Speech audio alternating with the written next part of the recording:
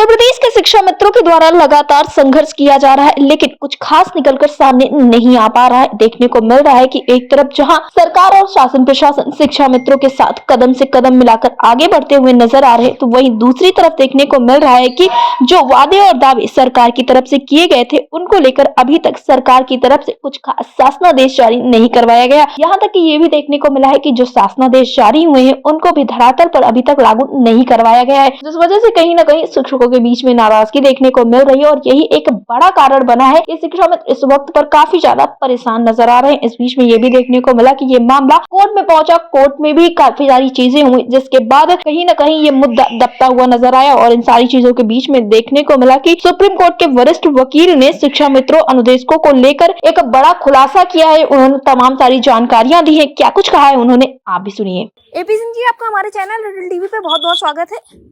जी धन्यवाद। एपी सिंह जी, जैसा कि देखने को मिला है कि उत्तर प्रदेश के शिक्षा मित्रों का जो मुद्दा रहा है, उसको लेकर लगातार तमाम तरह की बातचीत होती हुई नजर आई है। क्या कुछ मामला है, आखिरकार क्यों अचानक से शिक्षा मित्रों की जो याचिका थी उसको खारिज किया गया और मानदेय वृद्धि में क्यों इतना विलम्ब होता हुआ नजर आ रहा है? देखिए, हमारी इच्छा है शिक्षा मित्र जो शिक्षा से जुड़ा हुआ है उसे सरकार संभाल ले, सरकार पैचअप करा ले। गुरुर ब्रह्मा गुरुर विष्णु गुरुर्देवो महेश्वरार, ये केवल कहने से काम नहीं चलेगा।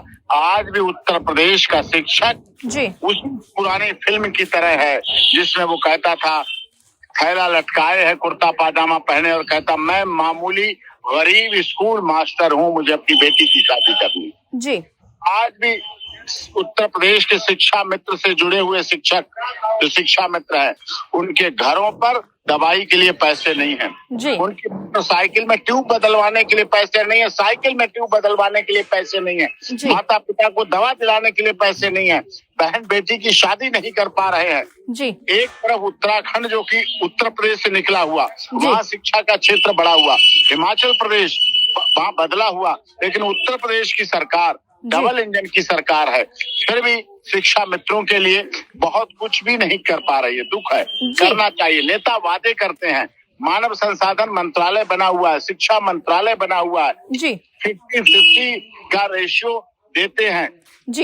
मेन अपना प्रदेश है, उसमें हिल स्टेशन में तो 100% देते हैं। राज्य शिक्षा सर्व शिक्षा अभियान SSA के तहत तो शिक्षकों का, शिक्षा मित्रों का भविष्य तभी सुरक्षित है जब उनके मूल अधिकारों, मिनिमम बेसिस के सैलरी नहीं मिल पा रही है, उनको ट्रांसफर कर दिया जाता है एक जिले से दूसरे जिले, उनका किराया पूरा नहीं हो पा रहा है, खाना दूर, पीना दूर, रहना दूर, सोना दूर, ये सबके लिए बड़ी परेशानी होती है।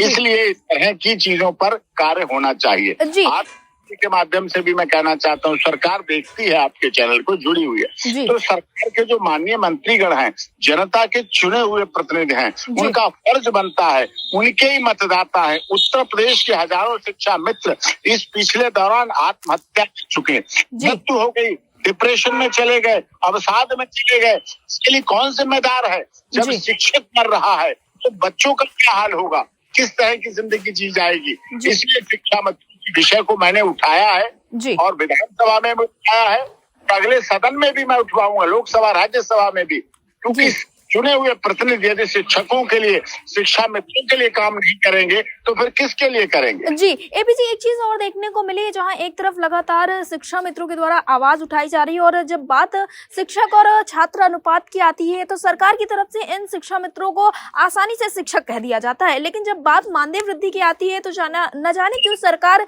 इन सारी चीजों को भूल जाती। बात करें अगर हम पिछले कुछ महीनों की, तो 5 सितंबर 2025 को मुख्यमंत्री योगी आदित्यनाथ एक बड़ा फैसला लेते हुए नजर आते हैं और वो कहते हुए नजर आते हैं कि जो उत्तर प्रदेश के अनुदेशक है, शिक्षा मित्र रसोइया है, उनको कैशलेस इलाज की सुविधा दी जाएगी, उनके मानदेय में बढ़ोतरी की जाएगी, लेकिन वक्त के साथ सारी चीजें ठंडे बस्ते में डाल दी जाती है। तो क्या सिर्फ एक चुनावी जुमले के लिए शिक्षक है? मैं योगी आदित्यनाथ जी की सरकार से ऐसा आशा नहीं करता हूँ, संत हैं और अगर वो भी चुनावी वादा और चुनावी मुद्दे की तरह करेंगे तो उत्तर प्रदेश के शिक्षा मित्रों के भविष्य का क्या होगा? अंधकार में भविष्य हो रहा है। इतनी बदहाल, इतनी बेहाल जिंदगी जितनी शिक्षा मित्रों की उत्तर प्रदेश में है उतनी नहीं है। जबकि विपक्ष भी चाहता है शिक्षा मित्रों का हाल सुधरे, सत्ता भी चाहती विपक्ष शिक्षा मित्रों का हाल समझे, सामाजिक संगठन भी चाहते हैं।